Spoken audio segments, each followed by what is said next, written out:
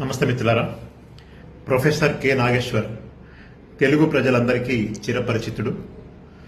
ఆయన విశ్లేషకుడుగా అంతర్జాతీయ స్థాయి నుంచి జాతీయ స్థాయి నుంచి స్థానికంగా ఉన్న విషయాల వరకు కూడా రాజకీయ, ఆర్థిక, సామాజిక, సాంస్కృతిక అన్ని అంశాలలో కూడా ఆయన స్పందిస్తూ ఉంటారు.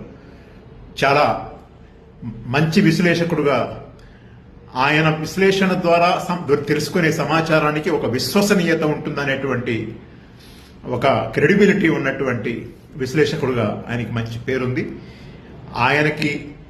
ఆయన మీద ట్రోల్ చేస్తూ సోషల్ మీడియాలో, అదేవిధంగా బెదిరిస్తూ లొంగ తీసుకోవాలని పోలీస్ స్టేషన్లలో కేసులు పెట్టారు, జైల్లో పెడతామని చెప్పి కూడా బెదిరిస్తున్నారు. ఆయనకు సంఘీభావం తెలుపుతున్నాను. ఆయన పక్షాన మనం అందరం కూడా నిలబడాలని కోరుతున్నాం. ప్రజల పక్షాన, ప్రజల గొంతుకగా పాలక పార్టీలను ప్రశ్నిస్తే ఈ రకంగా ఆయన అన్ని పాలక పార్టీలని ప్రశ్నిస్తాడు. కాబట్టి ఆ రకంగా బెదిరింపుల ద్వారా లొంగ తీసుకోవాలని చెప్పి చూస్తే అది చెల్లుబాటు కాదు అనే దాన్ని మనం చెప్పాలి.